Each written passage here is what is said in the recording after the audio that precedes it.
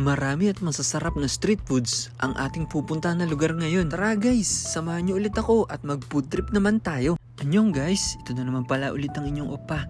Samahan niyo ako at meron tayo bigla ang pupuntahan lugar na sigurado magugustuhan niyo. Biglaan kasi biglang pumunta ang tropa na taga Daejeon. Tara, samahan natin siya.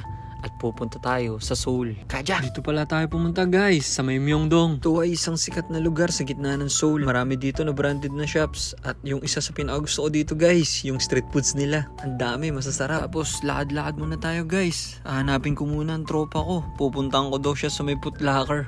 Kaya yun, tara. Yun ang first stop natin dito sa may Myeongdong, ang Foot Locker. Kaja! Yan guys, makikita nyo, daming tao. Sobrang daming tao, lalo pag weekend. Tapos yan, makikita nyo yung mga store nila.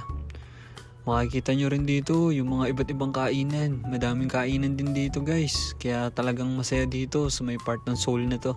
Sa Myeongdong. Yan, makikita nyo rin na inaayos pa lang ng mga street vendor yung mga street foods na ibebenta nila guys. Dito yan, sa may gitna ng Myeongdong. Tapos yun nga guys, nagkita na kami dito sa may Foot Locker. After nyan guys, yan, naglakad-lakad na kami palabas ng Foot Locker at magtitingin-tingin kami ng street foods na pwedeng kainin.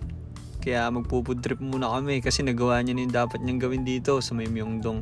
Nagaya muna siyang kumain. Tapos ito yung una namin pinuntahan. Yan. Pasok muna daw kami rito, sabi niya. Kasi nga maraming free taste dito eh. Sabi din ng tropa na nagbablog. Hindi ko alam kung ano tawag dito sa shop na to. Pero puro almonds yung binibenta nila. Yan. Titikim na siya.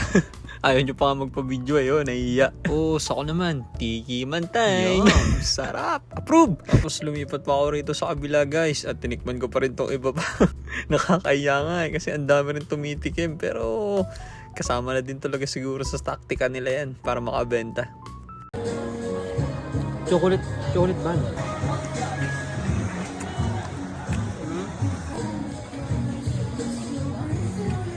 Tapos yan, lakad-lakad ulit tayo. Yan, nakakita ako ng seafoods guys. Sabi ko, bil kami ng seafoods. Pero sabi niya, hindi daw siya kumakain ng seafoods. Sabi ng kasama ko. So sabi ko, sa susunod na lang. Kaya yan, ang gusto niya kainin, corn dog daw. Kaya ito, bibili kami ng corn dog. Yun daw yung sa kanya, tinuturo niya. Kaya sabi ko, yun na lang, din yung sa akin. Yan, potato cheese corn dog. Dalawa. Kinuha na ni kuya, tapos ipapainit niya pa muna yan. Tapos yan, nagbabayad ako yan, nagkukwentuhan pa kami. Kung magkano, binabudget talaga namin kasi pecha de biligroy, wala pang sahod. ketchup 있어요.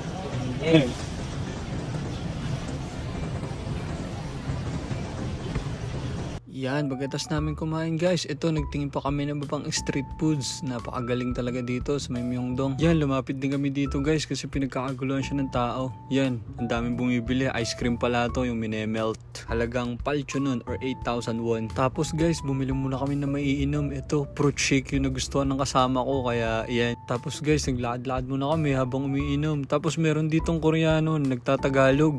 Inaalok kami ng paa ng manok na walang buto. Masarap daw. Ito. Kakaulam ko lang. Masarap daw. Masarap. Umulas. Yung umaga kasi guys, ang maliwanag. Pero yung habang tumatagal, yung pahapon na ng pahapon, yan, uulan pala talaga. Kaya stuck lang kami rito sa may bangko. Pero nung medyo tumila, nagpunta kami dito sa may Nike shop. Dito muna kami nag-stay, guys, sa may Nike store. Habang umuulan pa ng konti. Yan, dito yung sikat na pwede kang mag-customize sa mga Nike products. Yan, tingnan natin. Makikita natin ngayon.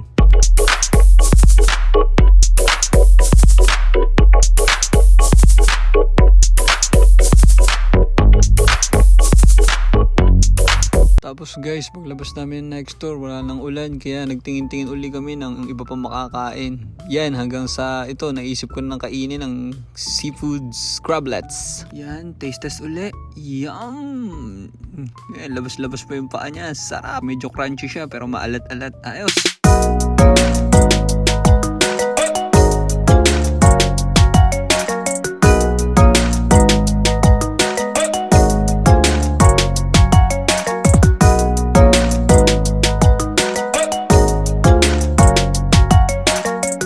After nyan guys, bago kami umuwi, kumain na rin kami ng dinner dito sa Myeongdong sa may favorite spot ng kasama ko. Buffet siya. Dito guys, sa may taas ng everything sa 3rd floor. Tapos after kumain guys, yan, uwian na. Hanggang sa susunod na vlog uli. Salamat! Annyeong!